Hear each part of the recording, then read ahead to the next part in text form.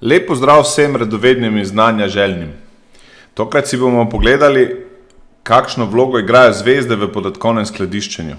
Zvezde niso te, ki so jih tukaj narisane, zvezde v podatkovnem skladiščenju so čisto nekaj drugega. Tako da prvi moj korak je, da te zvezde zbrišem z ekrana. Kadar v podatkovnem skladiščenju govorimo o zvezdah, tipično govorimo o naslednji zadevi. Naj narišem našo prvo tabelo.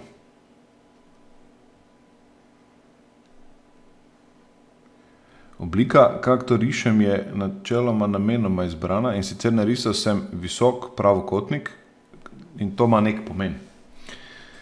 No, okrog tega pravokotnika so z peclji obešeni kraki zvezde. Se pravi, na sredini naših zvezd v podatkovnem skladišču vedno nastopa nek velik, dolg pravokotnik, ki ima okrog tega pravokotnika vpete takšne krake. Zanimivo, da čeprav govorimo o zvezdah, tem štrclom tukaj ne rečemo kraki, ampak dimenzije. To pomenovanje dimenzij, mogoče upam, da se bom spomnil, bom kasneje poskušal pokazati, da izhaja iz fizike oziroma iz podobnosti, ki bi jih naj takšna zvezda izkazovala z svetom fizike. No, kaj zdaj te tabele pomenijo? Vsi ti kvadratki so v dimenzionalnem modelu, v zvezdnem modelu podatkovnega skladišča so tabele. To so posamezne tabele in skupaj eni tej celi stvari pravimo zvezda. Ta tabela na sredini je tabela mer. Tabela mer pomeni, da tu noter je tipično nekaj, kar merimo. V financah je najbolj tipična mera znesek. Znesek. Recimo, kaj bi lahko še bila mera? Obrestna mera bi še lahko bilo nekaj, kar se meri, ne? Se pravi obrestna mera. To sta dve tipični meri v financah. Kaj so lahko še mere v financah? Znesek knjižbe, recimo vrednost zavarovanja, vrednost hipoteke in podobno. No, zakaj je to narisano v enem takem velikem pravokotniku napram ostalim malim škatlicam? Je to zato, ker te mere mi beležimo v podatkovnem skladišču in jih shranjujemo. Tipično velja za podatkovno skladišče je tisto, kar se enkrat noter shrani, da se načeloma ne briše ali pa se briše šele po dolgem času. Kar pomeni, da teh zneskov, recimo, če tukaj shranjujemo salde ali pa v nekem materialnem skladiščenju, so tu noter lahko recimo vredno zaloge ali pa kosovno število zaloge, ne? Se to shrani periodično, se pravi, perioda je lahko en mesec, se pravi, da se mesečno shranjujejo zneski ali pa dnevno ali pa še bolj pogosto. Skratka, to potem nastaja ena velika tabela in ta tabela raste. No, recimo, da bomo mi našo tabelo imenovali za ta primer tabela stan. Celi zvezdi bomo pa rekli zvezda stan. Zato, ker je to zvezda stan, v našem modelu zvezde oziroma te osrednje tabele vedno imenujemo z kratico od zadaj, spredaj pa z f-jem. In s tem poskušamo pojasniti oziroma označiti, posebej poudariti, da gre za fact tabelo. FSTN. Recimo primer, v ostalih naših tabel bi lahko bilo, recimo v tej tabeli imamo tipično shranjena vsa stanja, pri čemer stanje je vsak računovodski saldo in če recimo stanju pripišemo atribut, kot je datum zapadlosti, potem iz tega stanja nastane nekaj takega, kar se reče cash flow. Se pravi, denarni tok, kredit, ki je v nekem računovodstvu zgolj zabeležen kot saldo, recimo banka terja Igorja Terziča za 10.000 evrov.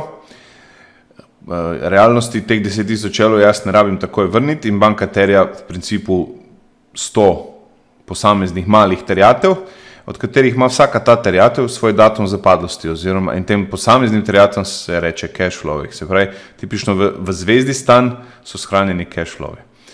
Ostale zvezde so lahko, recimo zvezda IPI, to je izkaz poslovnega izida, so noter posamezne knjižbe, ki opredeljujejo prihodke in odhodke. Recimo zvezda zavarovalnih stan je lahko še ostalo, ne? in tako dalje, tega lahko več. To zdaj ne bo tako pomembno, zato bom zdaj tukaj zbrisal, pustim tisto od zgore, FSTN, za ostale zvezde. In se vrnem k svoji umetniji. Tele tabele tu okrog so pa dimenzije. In kaj bi zdaj dimenzije bile? Recimo ena od dimenzij, začnemo z dimenzijo kontov. Se pravi, tu noter imamo seznam kontov in vse, kar o kontu vemo. Recimo za nek konto 4200 vemo, kakšen je naziv, da je zadaj pripada nek naziv, ki se recimo imenuje kratkoročni krediti v bankah, da se 4200 konto sešteva v hierarhični nivo 420, ta pa v razred 4, recimo. In to imamo tukaj seznam za vse konta. Ne? Naslednja zadeva, ki bi lahko bila v dimenzijah, je recimo produkt. Se pravi, imamo dimenzijo produktov. Tipično stanja, ki jih ima banka, terjatve in obveznosti so razporejene po produktih. Tu imamo terjatve za kredite, pa obveznosti za depozite, pa transakcijske račune, pa izvedene finančne inštrumente in podobno. V vsakem znesku lahko nekaj rečemo, v kateri valuti je, in potem v vsaki valuti lahko povemo še kaj zraven. Tipično vemo, čigav je ta znesek, se pravi, kdo je komitent, pa kdo je odgovoren za posel, se pravi, stroškovno mesto, dimenzija stroškovnih mest. Zneski v računovodstvu so opredeljeni kot glavnice ali pa kot obresti, recimo razmerne obresti, obračunane obresti, temu v našem modelu rečemo bilančni objekt in imamo pripadajočo dimenzijo bilančnih objektov. Zelo zanimivo za bančništvo je dimenzija preostalih zapadlosti. Prezap. Prezap tipično pove, kdaj zapade denarni tok. Se pravi, če imamo tukaj, ko smo rekli, tale znesek 100 evrov, zapade čez 10 mesecev, bi recimo prezap 10 mesecev. Potem v bančništvu je tudi pomembno, ko imamo tu obrestno mero, ali gre za obrestovanje z indeksom ali ne, recimo OMIDX. Če bi šlo za kakšen drug model, ne bančni, recimo projektni, bi lahko tu bilo nekaj, kar se reče projekt. Skratka, ali recimo še, imamo eno škatlico, pa si še zmislim eno, recimo bonitetna ocena, no. Bonitetna ocena posla. Bonitetna ocena. No, skratka, temu paketu skupaj vseh teh tabel, se pravi osrednje tabele stan na sredini, ki smo rekli, da s časom zelo raste, in vseh pripadajočih dimenzij okrog, temu paketu se reče zvezda. Te dimenzije okrog so narejene v manjših škatlicah. Zakaj so narejene v manjših škatlicah? Recimo pogledamo si dimenzijo valut. V dimenziji valut je tipično recimo okrog, zdaj si bom zmislil, ampak zagotovo ne več kot enih 50 zapisov. In teh 50 zapisov ostaja stalno isti. Toliko, koliko je valut, toliko je zapisov. Produktni šifrant recimo v eni banki ima tipično 400 zapisov. V kakšni trgovini jih je tu noter sicer 100 000, ampak še vedno fiksno. Tukaj število zapisov lahko gre v milijone in milijarde. Recimo seznam konto je približno 6000 kontov. To so vse majhne tabele, seznam stroškovnih mest. Kaj pa vem, od 10 do 300, odvisno koliko je razvejana organizacija. Preostale zapadlosti, ko jih vse nameljemo, pa če vemo, zakaj gre, jih je lahko okrog 400 000. Ampak to je tudi vse, kar je. Obrestnih indeksov je cirka 90 v slovenskem bančnem sistemu.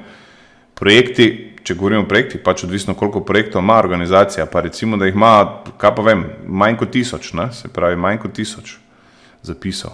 Bilančnih objektov je približno 50, tu nekje. Bonitetnih ocen pa jih tudi ni več kot enih 15. Ne?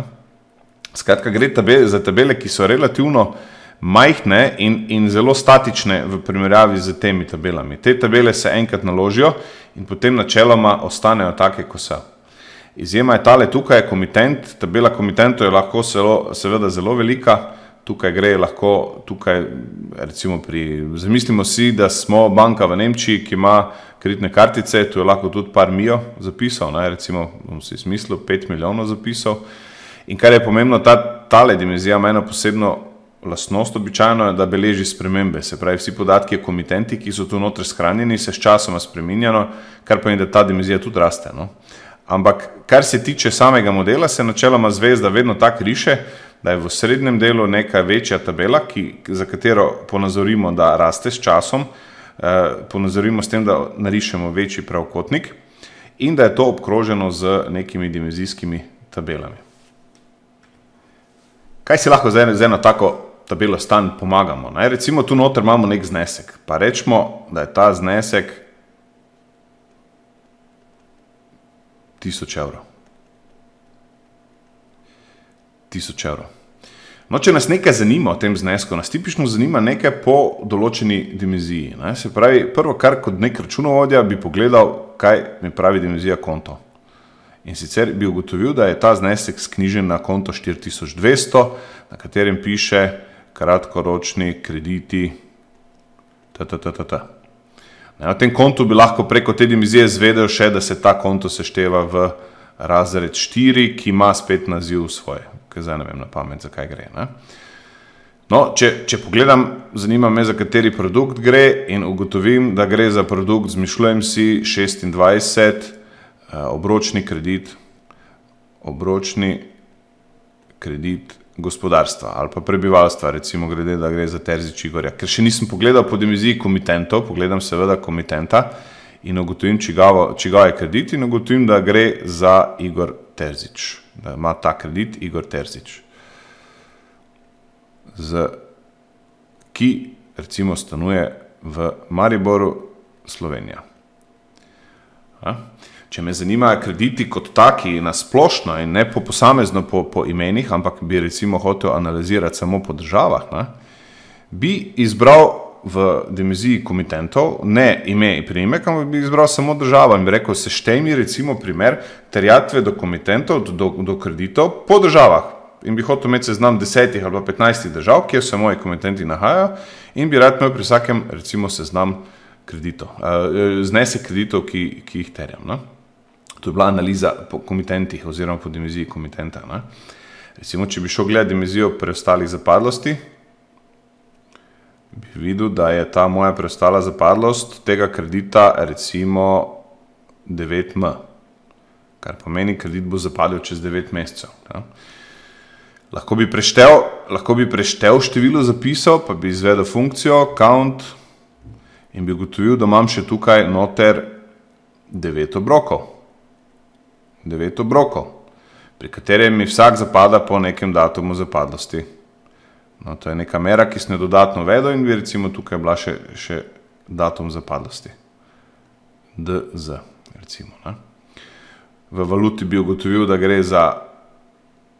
gre za recimo CHF kredit. In to bi zdaj bilo to. Na tak način bi lahko izgledala zdaj analiza skozi to zvezdo. Skratka, ideja je, da ko imam neke zneske, ali je to znesek posamezen ali pa sešteje teh zneskov, da se lahko vedno sprehodim po določeni posamezni tej dimenziji in izvedem neko analizo. Se pravi, razbijem znesek po posameznih recimo kontih ali pa po komitentih ali pa razbijem po produktih ta znesek, pogledam si po valutah in skratka po vseh atributih, ki so značilni in zanimivi za to analizo. Poseben video je posnet, ki prikazuje, na kakšen način kako SQL postane zelo enostaven pri delu z takimi zvezdami. In tam je tudi tole poizvedovanje jasneje pokazano. No, dajmo te podatke pobrisati, pa gremo dalje z našo analizo. In sicer si poglejmo, na kak način zdaj ta zadeva izgleda potem v podkovnem skladišču. Če se spomnim enega drugega videa, če to zadevo enkrat narišem, malo drugače, tole izklopim. Če se spomnimo, smo imeli nekaj takega. Tu so bile aplikacije, to je bilo aplikativni svet, tu je ETL naredil tisto, kar je imel za narediti in je zadeve prenesel v nekaj, kar smo rekli podatkovno skladišče, ki je bilo polno teh zvezdic. Se pravi, v podatkovnem skladišču ni bila samo ena zvezda, ampak jih je bilo več. In sicer vsaka zvezda je v tipično podatkovnem skladišču povezana z eno vsebino. Če smo te rekli stanja, potem imamo tukaj recimo IP, pa v tej zvezdi so noter vse knjižbe, ki se tičejo poslovnega izida. Se pravi, če tu noter seštevamo knjižbe gor dol, bomo dobili izid po po času, po komitentih, po produktih.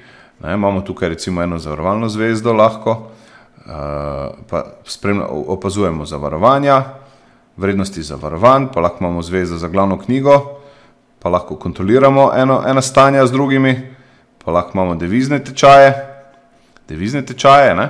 In če zdaj se vrnem na tole sliko tule, ne, se pravi, taka slika, ko je tukaj, obstaja pomnožena. Trenutek. Obstaja pomnožena, se pravi, tako sem rekel. Recimo, tu imamo devizne tečaje. Devizni tečaji. In ti devizni tečaji spet imajo neko škatlico. Kaj je dimenzionalnost deviznih tečajev? Recimo, tipično, eno je valuta, drugo je datum. Pa imamo neko kontrolno glavno knjigo, ki ždi tu okrog nas. Glavna knjiga. Jasno imenovanje je spet, tale se imenuje F devizni tečaj, pa FGK. Pa tu imamo spet tele dimenzije. Ne? Katere dimenzije so v glavni knjigi? Glavna knjiga ima recimo konto. Običajno ima stroškovno mesto, valuto ima skoraj sigurno, pa neki datum. Ne? Spet neki datum. Kaj še imamo? Recimo spet ta ista ena, če bom zdaj da rišem na manjše, to ne pomeni, da je zadeva manj pomembna kot tale tukaj, ampak pomeni samo, da imam premalo prostora, ali pa če ta prostor, ne, bom jo na manjše narisal, recimo tabela IP, ki ima spet okrog neke dimenzije. In teh dimenzij v IP-ju je spet lahko ogromno. Ne? Recimo komitent, konti so skoraj vedno, pa valute, pa produkti, pa projekti, ne. Ta FSTN tukaj malo zbrisal, ker mi je trenutno na poti in ga vpišem nazaj v tole tu noter. Pardon. FSTN, tukaj, ne. FSTN, tale rumeni tukaj je F devizni tečaj, F devizni tečaj, F glavna knjiga, F IP, ne, in tako dalje. Ne. Skratka, kaj je pomembno tukaj zdaj, ne, da imamo mi en svet dimenzij, en svet zvezd, ki je v podkovnem skladišču. Vsaka zvezda je namenjena svoji analizi, svoji vsebini. Ker me zanimajo devizni tečaji, pa gibanje deviznih tečajev skozi čas, takrat opazujem tukaj noter. Takrat SQL-e pišem v to tabelo. Ko se spomnimo SQL-a, video iz SQL-a, SQL ima from. In ko rečem from devizni tečaj, pomeni, da dobim zapise iz te tabele.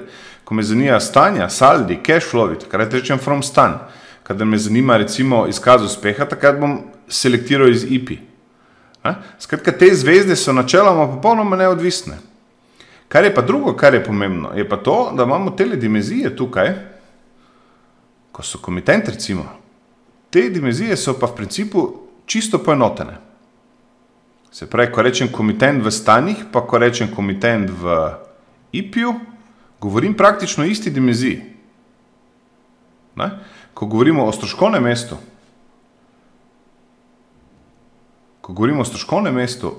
v stanjih, pa recimo, da bi ga tu imeli tudi stroškovno mesto, pa stroškovno mesto v IP-ju, pa stroškovno mesto v glavni knjigi, je to tudi ista dimenzija. Ne? Kar to v bistvu pomeni, da namesto ene take slike, ne, dejansko ene take scheme neodvisnih zvezd, dejansko realnost malo drugače zgleda. Ne? Dejansko realnost bi si lahko narisali nekaj takega. Bi lahko rekli, mi imamo tukaj neke efekt tabele, FSTN, pa recimo, kaj sem, da bom uporabljal iste barve, pa neki FIP, pa neko glavno knjigo, kaj smo imeli vijolično, roza, glavna knjiga, pa rumeni recimo neki devizni tečaji.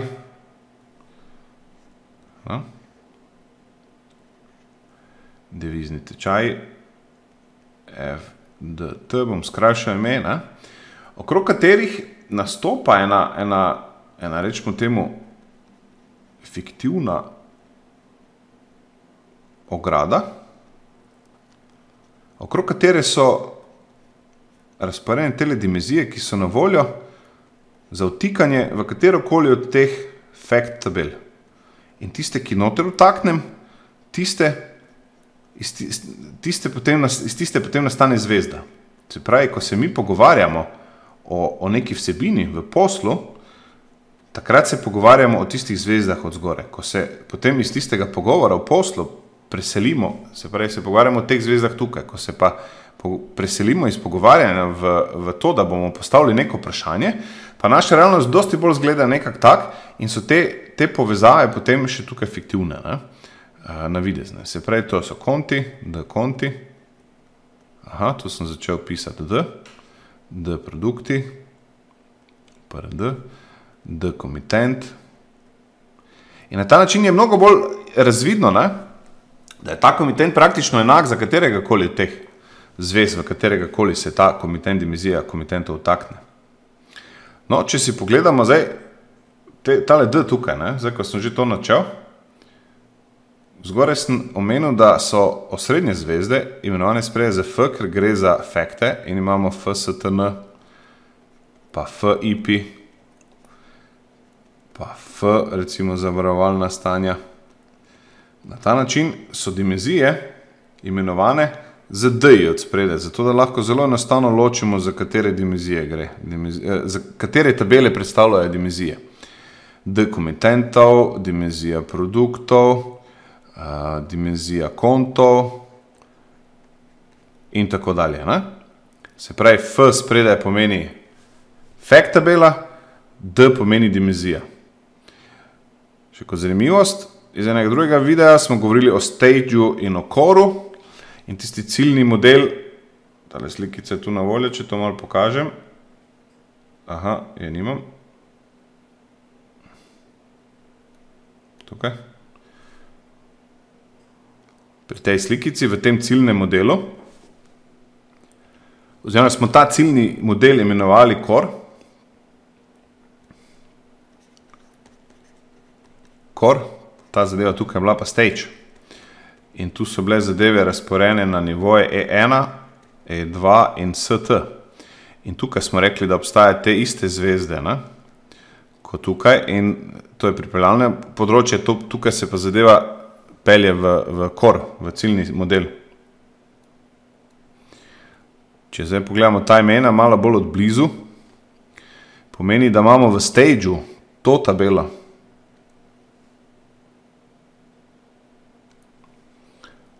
To tabelo je imenovano STN. Tale se imenuje STIP in tako dalje. To razlikovanje med stageom in coreom tudi v imenih, se pravi, da je tabela FSTN v coreu, STN pa v stageu, je izvedeno tudi zato, da je možnost napake manjša, se pravi, da se bolj eksplicitno ve, da se ukvarjamo z tabelo v STN. Sicer bi lahko zelo enostavno naredili napako, pa bi pisali FSTN v coreu ali pa FSTN v stageu in bi to dvoje zamešali in bi delali stvari, ki ne bi želeli delati.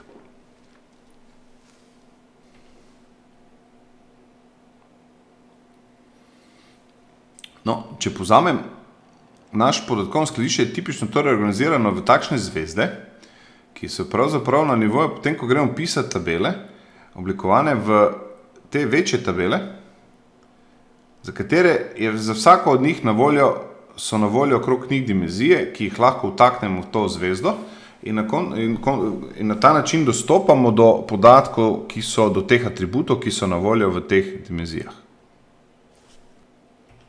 Torej, kot rečeno, imamo torej eno veliko zvezdo, eno osrednjo, oziroma imamo zvezdo, ki je sestavljena iz te osrednje tabele, ki jo sestavlja ta osrednja tabela, recimo primer FSTN, in te dimenzije okrog.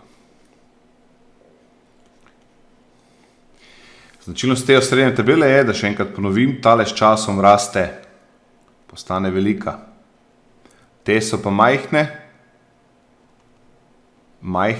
in v principu statične. Še eno stvar bi rad tukaj ponovil, preden zaključimo, in sicer na tole stično točko, se pravi, seveda govorimo o shemici, ki jo jaz imenujem vtičnik za dimenzijo.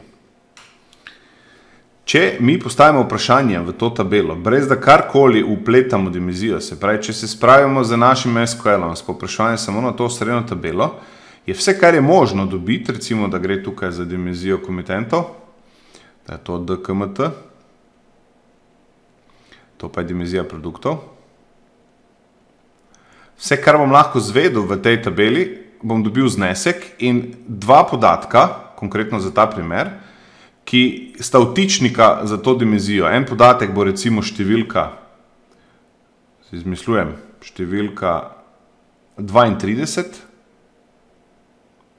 ta podatek bo pa številka 1000 ali pa 182, recimo, 182. Tale 8 mi ni ravno uspela. 182 in 32.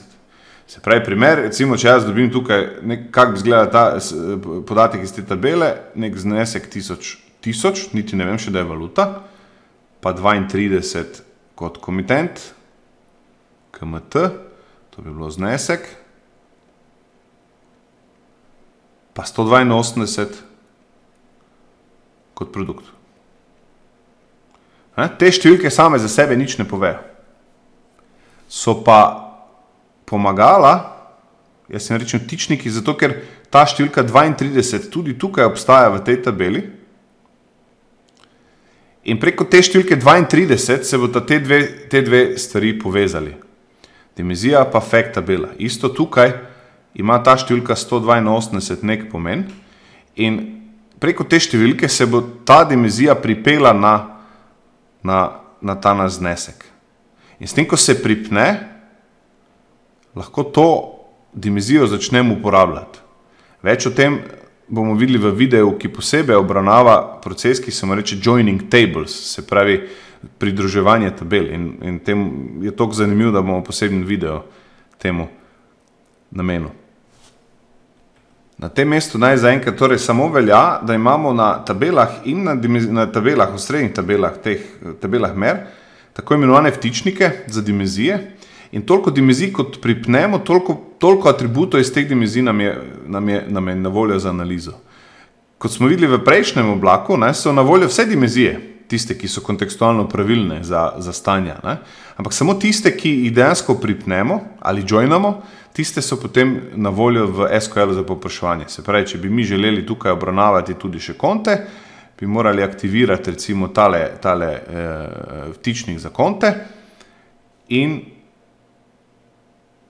potem bi se pojavila dimenzija konto in bi jo lahko uporabljali za analizo.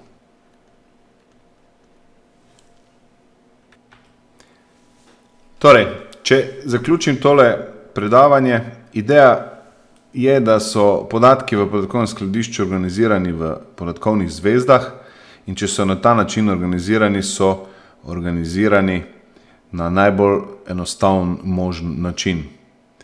Za čisti zaključek pa še to, kar sem obljubil nekje na začetku, da pojasnim, zakaj se tem krakom zvezd ne reče kraki, ampak dimenzije.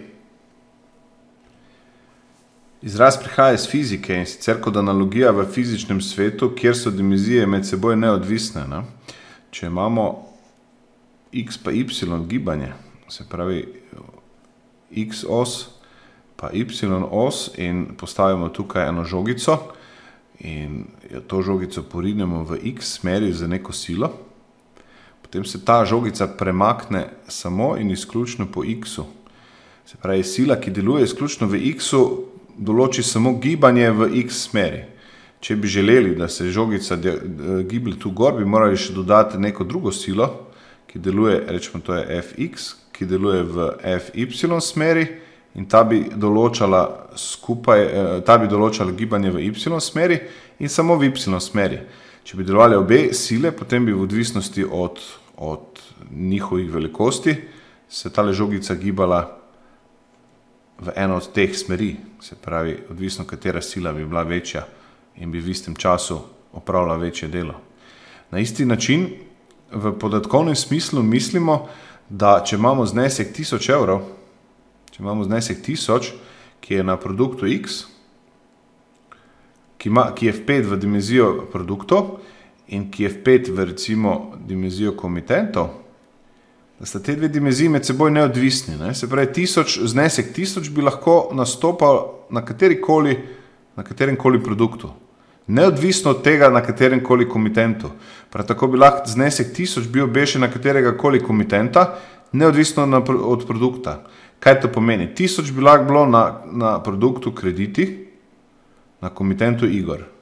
Prav tako bi lahko bilo 1000 na produktu isto krediti, na komitentu Marko.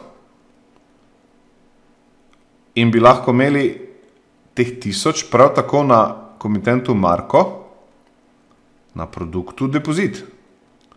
Skratka, ko povemo nekaj o komitentu, nismo nič povedali o produktu.